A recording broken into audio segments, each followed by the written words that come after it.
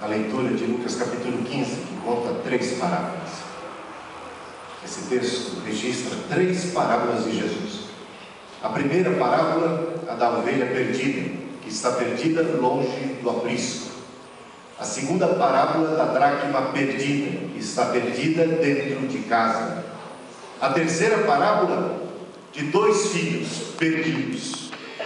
Um filho perdido longe de casa e outro filho perdido dentro de casa. Olha que interessante. Jesus conta essas 3 parábolas. Elas estão em sincronia. Elas têm basicamente o mesmo ensino. E nós vamos atentar especialmente para isso. O filho mais novo daquele pai, que é chamado filho pródigo. Por quê?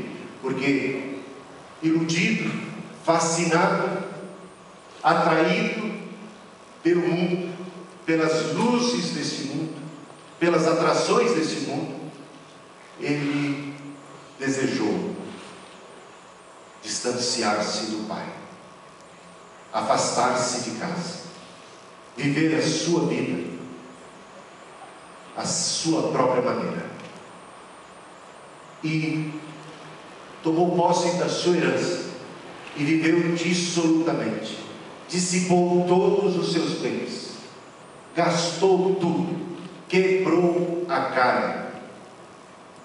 Sabe, o pai poderia ter impedido que o filho fosse, mas o pai não desejou impedir. Sabe por que o pai não desejava e não impediu a saída, a partida do filho? Porque o pai não quer ver filho algum contrariado dentro de casa. O pai deseja que seus filhos estejam próximos a si. O pai deseja o melhor para seus filhos. Certamente aquele pai deve ter, digamos assim, dado muitos conselhos, feito muitas advertências, tentou abrir os olhos do filho, mas o pai não decidiu pelo filho. O pai não impôs sua vontade sobre o filho. O pai permitiu que o filho tomasse a sua decisão. Há pouco tempo atrás, eu vi um noticiário de uma mãe que simplesmente, no seu desespero, na sua busca, tantas tinha aprontado o seu filho, que ela o acorrentou dentro de casa. Quem é que ouviu falar sobre essa história? Bem, é difícil julgar esta mulher. A gente não está na pele dela. Eu entendo que ela fez isso com boa intenção. Ela queria proteger o filho. O filho estava no mundo das drogas. O filho estava roubando. O filho estava a ponto de se matar. Ela não queria ver o filho morto. Ela não queria ver o filho naquele poço sem fundo. Ela deve ter advertido, deve ter aconselhado, ela deve ter tentado muitas outras alternativas até chegar a esse ponto extremo de amarrar, de acorrentar o seu filho como um verdadeiro louco dentro de casa, por causa do crack, por causa das drogas, por causa da prisão deste mundo, para que o seu filho não se perdesse. Ela o acorrentou. Bem, cá entre nós não parece uma boa ideia, certo? Independente da situação, da gravidade do caso. Vemos que Deus não agiu assim. Deus, tendo poder para nos prender a si, não usou desse poder, porque não nos queria ao seu lado, não nos queria em sua própria casa, em sua companhia, contrariados. Você quer ir, meu filho? Então vá. E o coração do pai ficou partido, assim como o coração de uma mãe fica partido, assim como os nossos corações ficam partidos quando vemos o nosso filho partir. Principalmente quando está partindo para aventuras tresloucadas, para uma vida dissoluta. entregue à vaidade, fascinado pelas coisas do mundo, aprontando nenhum.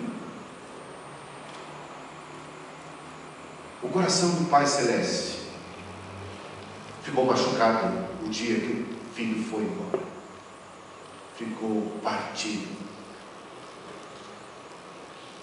Certamente o pai,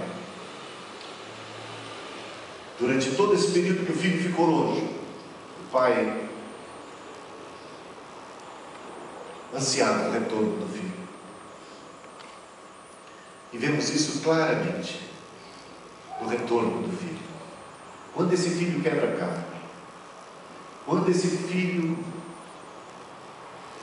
experimenta a ruína, quando esse filho experimenta a frustração de seus planos, quando ele se sente só, quando ele é abandonado pelos seus amigos, que eram amigos de ocasião, eram amigos de farra, eram amigos apenas na época das vacas gordas. Quando chegou a época das vacas magras, ele se viu sem amigos, ele estava desamparado, só, arruinado, apanhou da vida, quebrou a cara, finalmente caiu em si e lembrou com saudade de seu pai, lembrou com saudade da casa do pai, do coração do pai. Ele quis retornar, humilde, arrependido, tomou essa decisão. E sabemos que quando ele vem ao encontro do pai, o pai o espera de braços abertos. Mais que isso, o pai, diz o texto de Lucas 15, o pai, quando o avista de longe, o pai da janela do seu aposento, conseguiu enxergar que o filho vinha já muito distante, mas o seu filho, ele o reconheceu. Mesmo distante, o pai nos reconhece, nos vê e nos quer. E quando ele percebeu seu filho se aproximando, o pai nem ficou na espera, ele saiu ao encontro de seu filho. Saiu ao encontro de seu filho, foi lá buscá-lo, foi ao seu encontro, correu na sua direção e o abraçou e o beijou e chorou e se alegrou e restitui para o filho sua roupa, porque ele estava com vestes rasgadas. A roupa significa que esse filho está recobrando agora a dignidade, a honra, não está mais nu. É recobrado também, é restaurado também a sua filiação, o filho numa atitude de humildade esta que todos nós devemos ter diante do Pai. Ele sabe que pecou, ele sabe que aprontou, e ele não está diante do Pai reivindicando qualquer coisa na base do direito. Ele percebe que já não resta a ele qualquer mérito, qualquer direito. Ele clama por misericórdia, humilde diante do Pai. Ele diz: Pai, pequei. Se houver ainda um canto, se houver ainda uma oportunidade para que eu sirva como um dos teus trabalhadores, eu me alegrarei muito.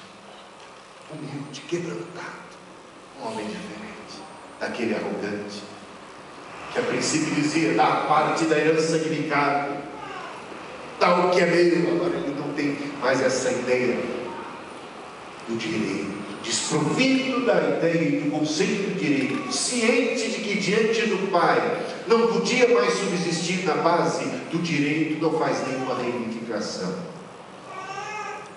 espera a misericórdia. Mas o Pai restaura-lhe a filiação.